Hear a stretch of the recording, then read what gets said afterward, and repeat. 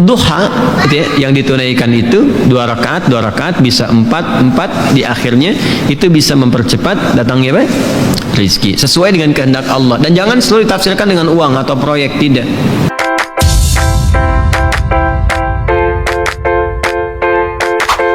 Salat duha itu pertama waktunya dulu.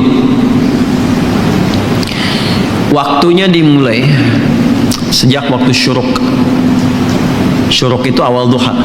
Ingat ya, perjalanan matahari yang bergerak dari mulai terbit, fajar terbit, sampai berada di posisi tempat terbitnya, sampai nanti bergeser lagi, sekira bayangan itu 1 tombak kurang lebih. Kalau kita nanam tombak ya, sampai kokoh ada matahari, bayangannya sudah 1 tombak gitu ya, sama dengan itu gitu. Nah, kan nanti bisa jadi memanjang, bisa jadi mengecil kan. Nah, itu waktunya syuruk namanya. Pergerakan matahari disebut isyraq. Berada di porosnya disebut masyrik namanya. Bayangan yang 1 tombak ini itu sudah masuk waktu syuruk. Syuruk itu awal duha. Jelas? Awal duha. Di awal duha ini ada kemuliaan. Hadisnya sahih sekali. Di At-Tirmidzi hadisnya. Qala Rasulullah sallallahu alaihi wasallam, Rasulullah SAW bersabda, atau kama qala, man shallal ghadata fil jama'ati. Di redaksi lain fil masjid.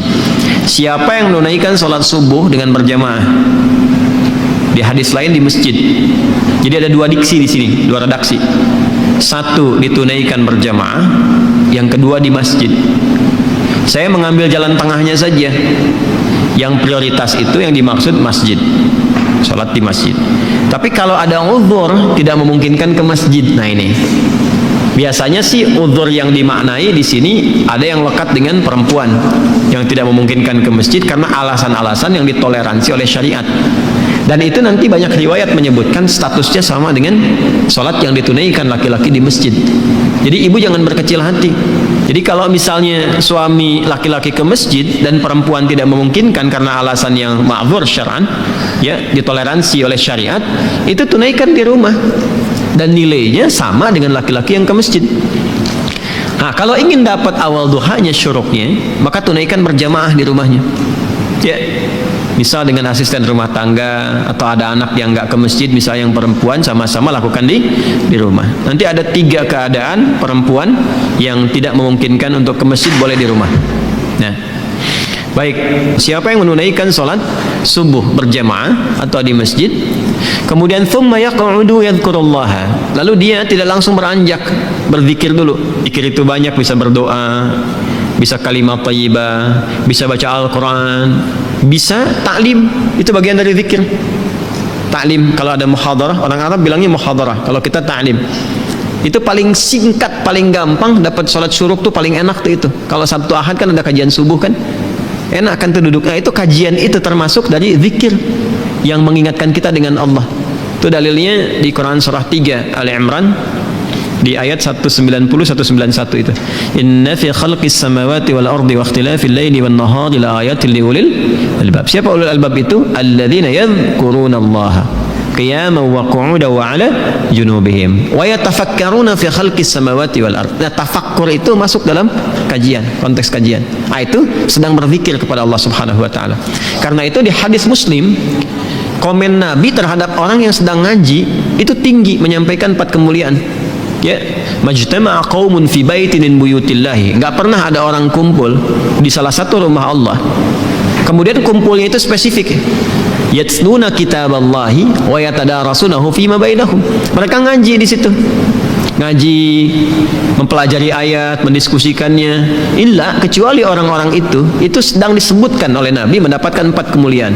Ghasyiyatuhum rahmah, dinaungi oleh rahmat Allah Subhanahu wa taala. Nazalat alaihimus sakinah, diberikan sakinah, ketentraman pada jiwa. Ya, kemudian wa haffathumul malaikah, dinaungi oleh malaikat, malaikat banyak berkumpul. Kemudian wa dzakarahumullahu fiman indah. Nah, ini dia kalimatnya. Wa dzakarahumullahu fiman indah, disanjung-sanjung oleh Allah orang-orang ini, ya kan? Sanjung-sanjung oleh Allah di sekitaran makhluk yang ada di dekat arsy. Disebut-sebut namanya. Makanya Nabi itu mensupport kita untuk menghidupkan halaqah zikir. Nah, zikir itu salah satunya ada yang memahami dengan ilmu. Majlis-majlis ilmu, majalis al-ilmi. Nah, dalilnya dari mana? Yang Al-Mujadalah itu ayat 11. Ya, ya ayyuhalladzina amanu idza qila lakum tafassahu fil majalisi fafsahu yafsahillahu lakum wa idza qila anshuzu fanshuzu yarfa'illahu alladzina amanu minkum walladzina utul ilma darajat. Paham ya? Nah, itu gambarannya. Nah, kemudian dia nggak langsung beranjak. Jadi setelah sholat 2 rakaat subuh, ya kan? Nggak langsung pulang, duduk dulu. Ada yang ngaji, ada yang ikut taklim, ada yang tilawah, ada yang ulang hafalan. Nah, sampai tiba bidayatul duha, awal duha. Awal duha itu disebut dengan syuruk itu. Ya, hatta bidayatul duha, sampai tiba awal duha. Ya, fa yusalli raka'ataini. Kemudian dia sholat 2 rakaat di awal duha itu. Fakana alaihi ka ajri hajjin wa umratin, maka dia mendapatkan pahala yang senilai dengan haji dan umrah, sempurna, sempurna, sempurna. Jangan dipahami sudah haji dan umrah, bukan. Dipahaminya pahala yang senilai itu. Ya, tapi belum tentu dapat kemuliaan sholat misalnya di Masjidil Haram, Masjid Nabawi, itu kan kemuliaan yang lainnya. Tapi pahalanya itu, pahalanya baik. Apa di antara pahalanya senilai haji dan umrah itu? Ya, berpeluang mendapati surga dan rahmat Allah Subhanahu wa taala. Berpeluang merubah perilaku jadi lebih baik. Kan birrun itu adalah perubahan dari sifat kurang baik menjadi baik. Ketika melekat pada pelakunya disebut mabrur. Makanya di situ disebutkan haji mabrur, haji yang merubah perilaku seseorang menjadi baik. Nah, di antara jalan kalau belum bisa mampu haji atau umrah, konsisten salat syuruk itu awal duha. Kalau orang terbiasa salat syuruk, manfaat utamanya ya itu bisa merubah perilakunya jadi lebih baik. Itu yang dimaksudkan, jelas? Makanya didapatkan pahala senilai haji dan umrah. Dan itu mahal sekali, mahal sekali. Ini awal duha.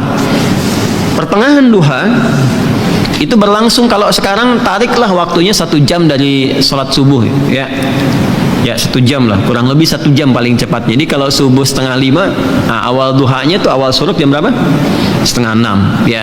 Atau kalau mau garis aman kadang ada yang nambah 15 menit lagi, ada yang nambah 1,5 jam gitu ya, nggak ada masalah. Sampai matahari mulai naik sekitar jam 7:30, jam 8 lah, 7:30 sampai jam 8. Nah, itu sudah pertengahan duha. Kalau dikonversi ke jam sekarang, zuhurnya jam 12 kurang, ya sampai jam 10:30 lah pertengahan duha itu.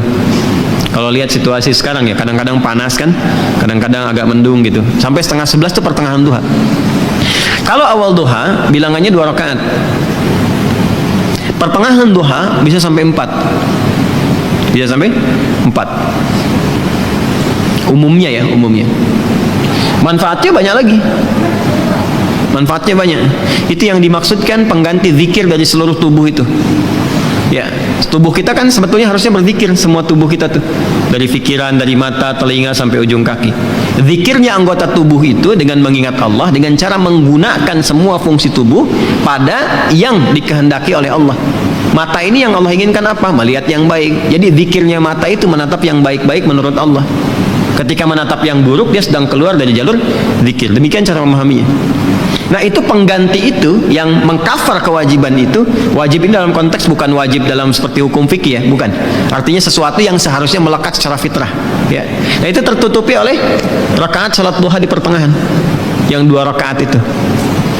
Kalau kita mau teruskan sampai 4 boleh ya. Itu yang salah satunya bisa menjaga kita dari musibah umum yang mungkin terjadi ya. Misal banjir, itu kan umum terjadi tuh. Kok bisa gitu ya, yang seharusnya volume airnya tuh kelihatan tinggi, tapi ada satu rumah yang nggak kena air tuh balik lagi gitu.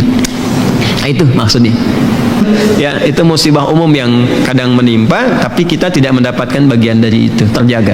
Bukan musibah khusus spesifik yang harus dialami untuk melatih ketangguhan kita dalam berkehidupan. Yang ketiga, akhir duha. Akhir duha itu sampai menjelang zuhur, dari 10:30 sampai menjelang zuhur, sampai menjelang tibanya adzan zuhur, itu akhir duha. Itu bisa sampai 8 rakaat, bisa 2 sampai 8 rakaat. Kerjakan 2 ya, sama 4 kali. Seperti taraweh yang 11 rakaat itu kan 8 rakaatnya, ada yang 2 deh, boleh. Mau 4 juga bisa. Tunaikan itu. Di antara fadilahnya bisa memudahkan limpahan rizki ya, tapi bukan narik kemudahan rizki sebagai motif atau modus untuk sholat duha. Kalau itu biasanya walaupun dapat, berkahnya kurang gitu. ujung-ujungnya nanti masalah aja. Ya, biasanya suka begitu. Kalau saya sarankannya nggak usah mikir apa-apa, pokoknya kerjakan lillah aja. Nanti biarkan Allah yang menggerakkan segalanya. Paham ya? Baik. Boleh nggak dikerjakan berjamaah salat duha? Sifatnya sebetulnya sendirian. Tapi pernah ada kasus Nabi sedang sholat duha, terus beberapa di belakang ikut makmum ke Nabi, dan Nabi tidak menegur dan tidak memberi kode, diteruskan sampai selesai. Maka ulama kemudian melihat itu sebagai salah satu landasan dibolehkannya dalam keadaan tertentu, ya, duha itu dilakukan berjamaah. Contohnya apa? Anak-anak sekolah, ya kan, pengen diajarin salat duha, dipraktekin, boleh. Ustadz yang imamin, anak-anak di belakang jadi makmum, boleh, sah. Ayah ingin melatih di rumah duha kepada anak-anak dan istri misalnya kan, untuk membiasakan, dilatih berjamaah dulu, itu boleh. Dalilnya yang tadi yang digunakan. Itu nggak ada perbedaan pendapat loh. Jadi kalau Anda maksa sendiri berbeda, Anda yang berbeda sendiri. Ya, awas. Jadi ngajinya disempurnakan, ada. Tapi bukan berarti menjadi kebiasaan yang dilestarikan dalam konteks ini terus sehingga seakan-akan menjadi itu tradisi untuk berjamaah, bukan itu.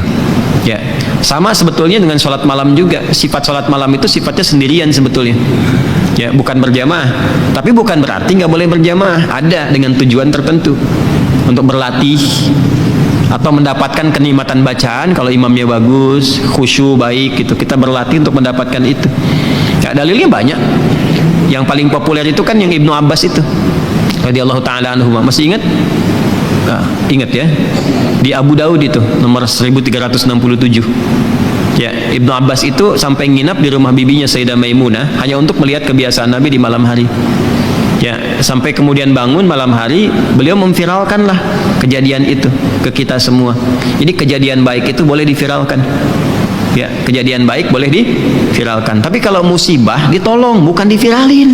Duha gitu ya, yang ditunaikan itu 2 rakaat bisa 4 di akhirnya itu bisa mempercepat datangnya apa?